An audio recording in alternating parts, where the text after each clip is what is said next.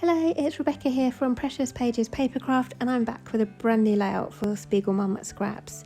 And I've gone all nautical today for this layout, and I'm going to use two different mixes from SpiegelMom. So we've got Vicky's Rainbow, and I've pulled out the red and the blues, and I'm also going to use Balloon Festival. They're both still available on the SpiegelMom store. I'm also going to be using the 1/4" tear tape. So I'll pop a link in the description box below there where you can get those products, and that will also give you an automatic discount on your shopping as well. So I've got this gorgeous wood grain paper. I've had this in my stash for ages. You've got one side is wood grain and the other side has got anchors all over it. But I wanted to use it as my background, but I needed to add a bit of texture to it, because I'm all about dimension and texture on my layouts. So I've cut it into strips, and then I'm going to kind of rebuild the paper just on top of some white cardstock, but I'm going to distress all of the edges first. And I've trimmed it down ever so slightly on one side, so that once it's distressed you'll see a bit of the white cardstock through the centre of each kind of strip, and then you'll also see a little bit of white around the outside edges as well, just to tie that all together. So I kind of thought having the distressed edges would bring in a bit more texture, give it a bit more of a kind of rustic, almost beachy feel. So that's why I'm doing that, and I'm just using an edge distresser for that. So once I've got all those pieces distressed, I'm just going to use that 1/4" tear tape just to stick them all back down and kind of rebuild it on my background. And this tape's really easy to use, it's just double-sided tape. I'm just going to stick one strip just down the centre of each piece, and then that will allow me just to kind of ruffle and distress the edges a bit further with my fingers at the end.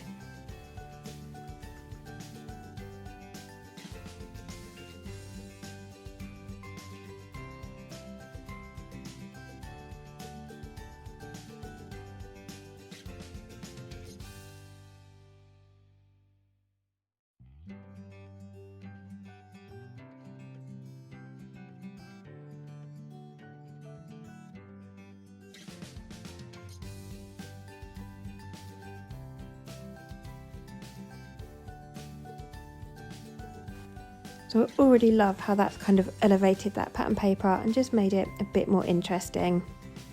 So I've got a cut file here. It's by Pear Tree Cut Files. It's one of the new July release files, and it's absolutely perfect for my photo. So it's of my little boy on the Isle of Wight ferry last year. We were going over for a couple of days just to see my parents who live out there. And this cut file was just perfect for this photo, so great match. I've backed my cut file with navy blue and red cardstock. I'm keeping it quite simple. I want to keep the colour scheme kind of red, blue and white largely as much as I can. I left the A in Matey empty because that's what I'm going to turn into my shaker pocket.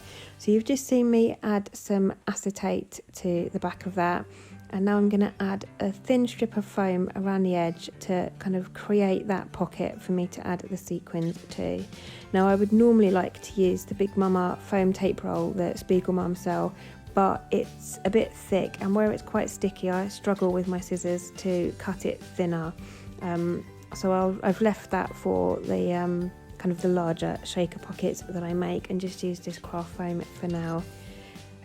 If you do head over to the SpiegelMom store via the link in the description box, there's also a sequin shaker pocket kit you can buy. So it's got everything you'll need. It's got the acetate, the foam tape, everything to make a shaker pocket, so that's really handy. So I've got the Balloon Festival mix here. It's got red, white and blue in it. It's also got some pink and some kind of iridescent peachy gold colours. But for this layout I'm just picking out the red, white and blue sequins, and I'm going to fill my shaker pocket with those. This video is kind of an advert on how to not create a shaker pocket. I'm doing really well. I apply my glossy accents, and then I stick a bit of white cardstock on the back, and I turn my pocket over too early. I don't know what I was thinking, and all my sequins obviously all fell out where it wasn't stuck down properly. So a lot of them I can't rescue because they've gone in the adhesive, and it just means they're going to all stick together in my pocket, so I have to pretty much start again. So out comes the pack again, I fill it with more sequins, and I'll do it right this time. So Glossy Accents is really strong. I find it's great for shaker pockets because it holds really strong. So I've just left it on top of the cardstock for now, just while I have a bit of a tidy up, so that it forms that seal before eventually turning the pocket over again. And it doesn't take long to kind of stick, but yeah, I just turned it over straight away, which is a little bit silly, a bit too early. But now it's held, I'm able to just use my scissors and trim around the edge, and I love how that looks. It just works perfectly with the colours for the cut file, so really happy with how that's come out. So I want to have my photo and my cut file sitting in the centre of my layout, but I want to add a bit more of the colour behind my photo. I'm not really using any particular collection for this layout. It's a kind of bits and bobs layout. I've just pulled out bits and pieces here and there that would work, mainly based on sort of theme and colour. So these are just two plain coloured cardstocks I've got from a paper pad from a local craft store, not branded or anything, but the colours worked perfectly for this layout.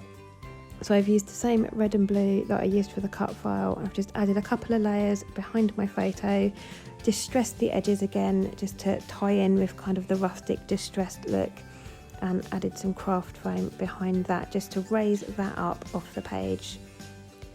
And now I'm going to add some white splatters to my background.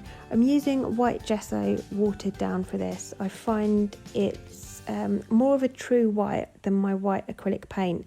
Because the acrylic paint soaks into the cardstock or paper or whatever you're using, I find it kind of goes a bit see-through and takes on the colour of your background, whereas the gesso sits on top, so it stays a bit whiter. So I always like to use white gesso for my splatters. And then I'm just using the heat gun to dry that, and I'm holding the heat gun quite low to the paper so that it almost warps slightly and raises in areas, because you can kind of see it happening on camera here. It just gives it more of that weathered, beachy look to the page. So you can see there, that's all dry now, or dry enough that I can work with. Now I'm going to get on with building my layout. So I've got my pear tree cut file and my photo, and then these little embellishments I'm pulling out. They are from an old Fancy Pants collection. It's called Vitamin C. I thought they worked really well for this collection, for this layout. And that cute little seagull there on top of my Y is from the new Simple Stories Sunkissed collection. So I raided my stash trying to find a seagull, and thankfully there was some in that collection because I couldn't find one anywhere else. And now I'm going to work my way around my layout, getting everything stuck down. And these are the tabby pop dots that are available at SpiegelMom Scraps. They are brilliant. I love these because they are double-sided foam tabs, but they've got that little pulley tab on the back, which just makes them really easy to peel the back off. No faffing around, and it doesn't matter if you've got nails or not, or they're just so easy. You just peel that little tab and it all comes off, so really easy to use. I'm a bit gutted, I've almost run out of these, so we'll have to get some more, but they work perfectly for things like this, backing cut files and getting them stuck down. So I'm just going to go around adding those. I do use a couple of foam pads just in the slightly smaller areas, and back to the tabby pop dots for the ephemera pieces as well.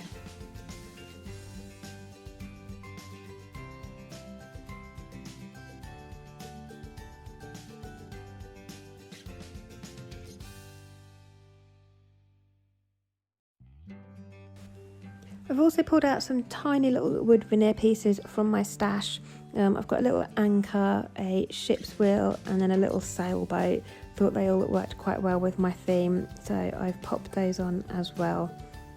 And now I'm coming in with the sequins I pulled out from the Vicki's rainbow mix. So I've got two shades of blue and the red, and I'm just scattering those around in little clusters of 3, just in kind of the nooks and the corners of my layout. So I think I do about 6 or 7 little clusters in total, just in little groups of 3s. And then I'm going to use my glossy accents to get those stuck in place. And that is this layout complete. The eagle-eyed ones of you, or the seagull-eyed of you, will notice I've forgotten to stick my seagull down. I do realise at the end so I have to go back and stick him down. But other than that, that is me finished for today. So thank you very, very much for joining me. I will leave you with some close-ups. As I mentioned, I'll pop a link in the description box below to the SpiegelMom store. That will take you directly there and also apply an automatic discount to your basket at checkout, and that will be valid on everything except for next month's pre-order. So thanks again for joining me, and I shall see you next time.